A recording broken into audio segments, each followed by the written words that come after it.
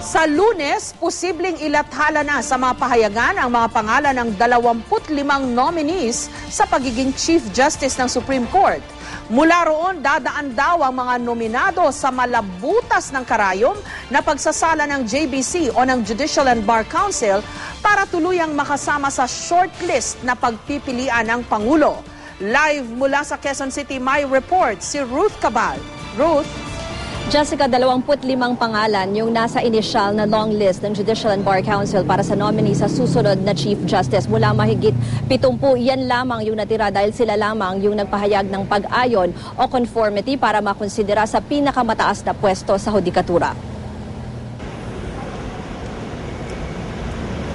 Mula sa mahigit 70, 25 na lang ang nasa listahan ng JBC ng mga posibleng maging Chief Justice. Kasama sa listahan ang 6 na nakaupo ngayong Associate Justices ng Korte Suprema, sina Acting Chief Justice Antonio Carpio at ang mga Associate Justices na sina Presbitero Velasco Jr., Teresita Leonardo de Castro, Arturo Brion, Roberto Abad at Maria Lourdes Sereno. 7 naman ang may mga pwesto ngayon sa gobyerno, sina COMELEC Commissioner Rene Sarmiento, PCGG Chair Andres Bautista, Cagayan de Oro Representative Rufus Rodriguez, Justice Secretary Leila de Lima, Solicitor General Francis Hardeleza, Securities and Exchange Commission Chair Teresita Herbosa, Manila RTC Judge Amelia Tria Infante.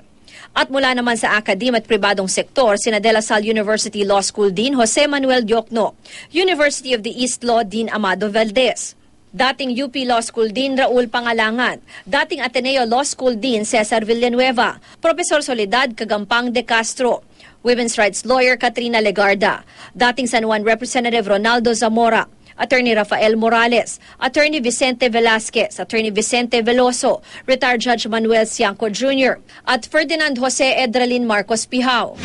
Posible raw na sa July 9 o sa darating na Lunes, ilathala na sa mga dyaryo ang pangalan ng 25 nominees. All seem to meet the minimum requirements, so their names will be published. Basta kami, sasalain namin to the best that we can. Pagkatapos mailathala, may 10 araw para magsumite ng oposisyon laban sa sinumang nominee. Pagkatapos nito, ilalathala naman ang schedule ng interviews ng mga nominee. Nang initial na schedule ay mula July 24 to 26. Ang mga miyembro ng JBC ang mag-i-interview sa nominees. Open ito for media coverage. Pagkatapos, tsaka na magde-deliberate ang mga miyembro ng JBC at magbobotohan kung sino ang matitira sa shortlist ng nominees. Pinakamatagal na raw ang unang linggo ng Agosto para maisumite ng JBC ang kanilang shortlist sa presidente, na meron naman hanggang August 27 para magtalaga ng bagong Chief Justice. Alinsunod sa JBC rules, hindi dapat bababa sa 3 ang pangalan na kasama sa shortlist. Pinakamarami na siguro yung 7 kung sakali. We will have our own examination. We will weigh their qualifications, and then we go to the en banc to vote. It's a ballot. Tama siya. It's a ballot. Ballot type of a document, nandun yung mga pangalan. We will check or we will write the names of those whom we will vote. Jessica, sa nakaraang administrasyon nangyari na binalik ng Pangulo yung shortlist ng JBC, pero umaasa ang JBC na hindi na yan mangyayari ngayon dahil mas magiging mabusising araw yung kanilang selection process, at nagsabi na rin mismo ang Pangulong Aquino na kikilalanin niya at gagawin niyang basehan yung isusumite na shortlist ng JBC. Jessica. Okay, Ruth, saan ang galing itong 25 na mga pangalan ngayon? Kasi 'di ba 71 ba o 72 yung bilang ng mga nominees as of yesterday. Saan napunta yung iba kung 25 na lang ngayon ang pinag-uusapang nominees? Jessica, para kasi ma-formalize yung nomination, kailangan may kalakip yan or may kasama yan na yung sinasabi nga nilang conformity o acceptance. So of the 70 nominations na sinabit, kasi pwedeng may mga ibang grupo mag-nominate na hindi naman alam nung person concerned, no? So depende sa kanya kung tatanggapin niya yan o hindi. So dun sa more than 70, only 25 yung nag-accept ng nominations. Kahit nga, di ba, yung mga associate justices, automatic na nominated sila, but not all of them accepted the nominations, Jessica. Okay. So yung mga may tumanggap lang o yung mga nagtanggap lang ng nomination.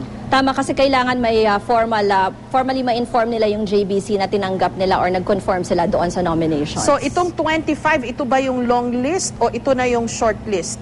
Sabi nila, long list pa lang yan. That's the initial long list. Kasi nga sinasabi nila na mukhang based on the pre-qualifications ay mamimit naman nila yung minimum requirements. Nandiyan kasing minimum requirements na 40 years old, 15 years practicing law. So yung mga ganyan, natural born citizens. So yung mga ganyang initial requirements, mukha naman daw mamimit nitong 25 nominees. Pero pagkatapos kasi niyan, may mga ipapasubmit pa na ilang documents katulad ng mga clearances from NBI, from Integrated Bar of the Philippines, nandiyan din yung mga medical certificates. So medyo may konting proseso pa ulit na pagdadaanan yan, the documents, plus yung public interviews nga. So from there, dun lalabas yung shortlist, Jessica. Okay, will the JBC act on petitions na i-etsapuera ang ilan sa mga nandyan sa listahan na yan? Kasi may mga, if I understand, no, if I remember correctly, may 3 ng mga kilalang personalities na nanawagan na yung mga nasangkot daw dun sa impeachment process o mga nabanggit na pangalan doon,